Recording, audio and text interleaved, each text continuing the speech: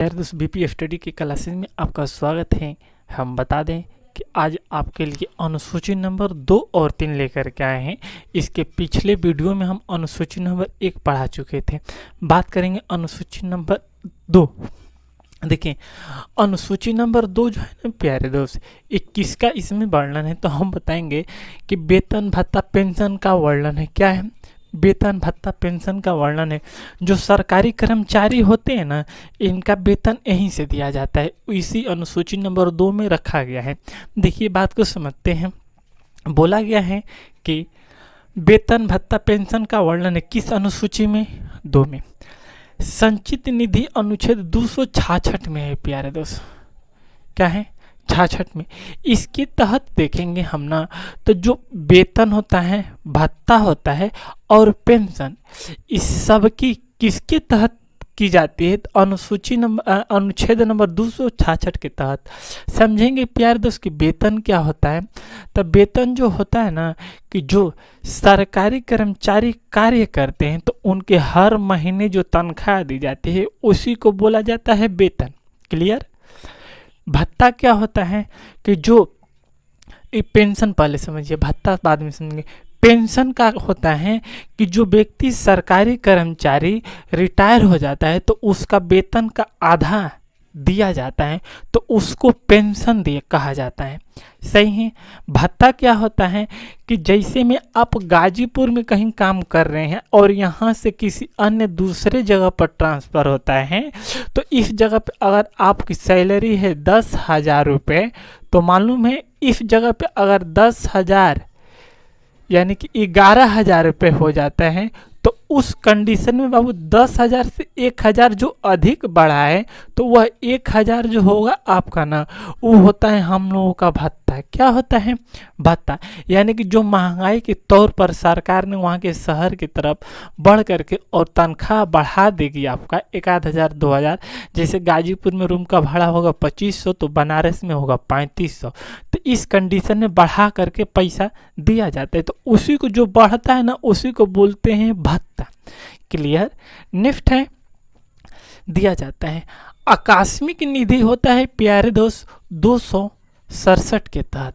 आकस्मिक निधि क्या होती है? हम आपको बता दें कि आकस्मिक निधि वह होती है ना, कि जो सभी सरकारी कर्मचारी को वेतन देने के बाद, जो सभी कर्मचारी को वेतन देने के बाद जो पैसा बचता है उसको रखा जाता है आकस्मिक निधि में। और आकस्मिक निधि से सिर्फ राष्ट्रपति का निकालने का हक है और किसी को निकालने का हक नहीं है।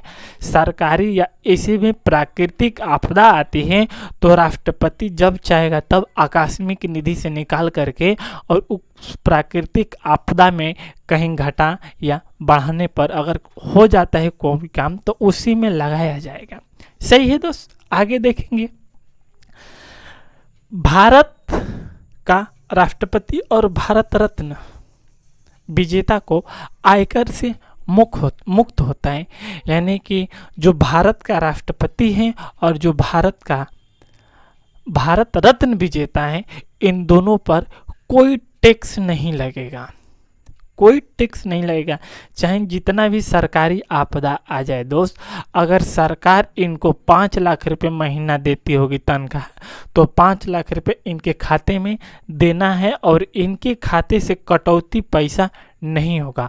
और जितने भी उसके बाद कर्मचारी आएंगे तो इनके सरकारी आपदा, प्राकृतिक आपदा अगर आ जाती है तो वहाँ से पैसा तनख्वाह में से 2-2 हज़ार करके काट करके और वहाँ के पब्लिक को बचाया जाएगा, दिया जाएगा। यह प्राकृतिक आपदा में सहयोग होगा।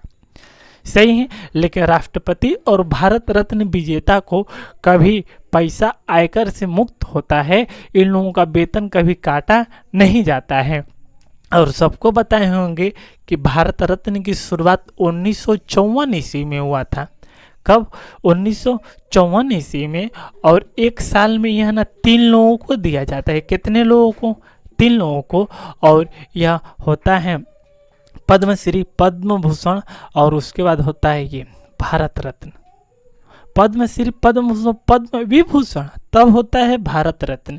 4 तरह से सही है दोस्त। उसके बाद अनुसूची नंबर 3 में हम लोग देखेंगे तो इसमें पद का वर्णन है। क्या है?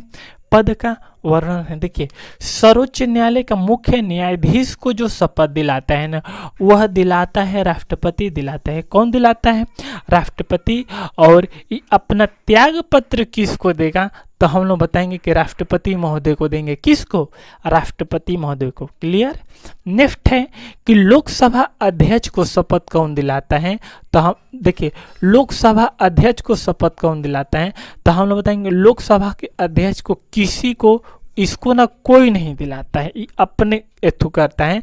लेकिन त्याग पत्र की बात किया जाए तो ये उपाध्यक्ष को देगा। और उपाध्यक्ष जो है कि अपना त्याग पत्र किसको देगा? तब लोकसभा का जो अध्यक्ष होगा उसको देगा।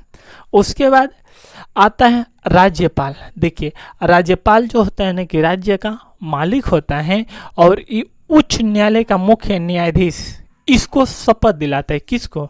राज्यपाल को। और ये राज्यपाल अपना त्याग पत्र किसको देंगे? तो हम लोग बताएंगे कि राष्ट्रपति महोदय को देंगे। किसको देंगे? राष्ट्रपति महोदय को देंगे। क्लियर हो गया होगा दोस्त। अगर आपको वीडियो में कहीं दिक्कत होती है तो एक बार वीडियो को रिवर्स करके देख सकते हैं। कोई ज़्यादा समस्या है तो कमेंट बॉक्स में आप हमसे पूछ सकते हैं, आपका कमेंट का राय दिया जाएगा दोस्त। सही है। उसके बाद देखेंगे कि आरबीआई का गवर्नर आता है तो आरबीआई का गवर्नर को प्रधानमंत्री जी शपथ दिलाते हैं। कौन दिलाते हैं? प्रधानमंत्री जी। जैसे इस समय वर्तमान में हम लोग प्रधानमंत्री कौन है? श्री नरेंद्र दामोदर दास मोदी। और त्याग पत्र भी किसको देगा? प्रधानमंत्री को देगा। कौन? आरबीआई के गवर्नर। सही है। उसके बाद है किसी भी आयोग के अध्यक्ष को शपथ कौन दिलाएगा? तो राष्ट्रपति दिलाएगा। कौन दिलाएगा? राष्ट्रपति दिलाएगा। और यह त्याग पत्र भी किसको देंगे? तो राष्ट्रपति को ही देंगे। प्यार दोस्त, एक बार जल्दी से अपने वीडियो को दोहरा देते हैं जो पढ़े हैं। देखिए, होता है अनुसूची नंबर 2, इसमें वेतन भत्ता पेंशन का वर्णन किया गया है। अनुसूची नंबर 2 वेतन भत्ता पेंशन का वर्णन किया गया है। संचित निधि अनुच्छेद 266 में है। इसके तहत वेतन भत्ता पेंशन दिया जाता है। और आकस्मिक निधि होता है 267। और इसमें जो ओवर पैसा होता है उसी को यहाँ रख दिया जाता है। उसके बाद उसमें से सिर्फ राष्ट्रपति निकाल सकते और कोई नहीं। राष्ट्रपति और भारत रत्न विजेता का आयकर से मुक्त होता है। कोई इन पर टैक्स नहीं लगेगा दोस्त। क्या? कोई टैक्स नहीं लगेगा। और बताए थे कि भारत रत्न की शुरुआत 1954 ईस्वी में की गई थी। और एक साल में यह कितने लोगों को मिलता है? 3 लोगों को मिलता है। उसके बाद अनुसूची नंबर 3, इसमें सर्वोच्च न्यायालय का मुख्य न्यायाधीश को शपथ कौन दिलाता है? तो राष्ट्रपति दिलाता है। कौन दिलाता है? राष्ट्रपति दिलाता है। त्याग पत्र ये किसको देंगे? राष्ट्रपति महोदय को। लोकसभा अध्यक्ष को शपथ कौन दिलाता है? तो लोकसभा अध्यक्ष को कोई शपथ नहीं दिलाते, ठीक है। लेकिन त्याग पत्र उपाध्यक्ष को देगा। उसके बाद आता है राज्यपाल।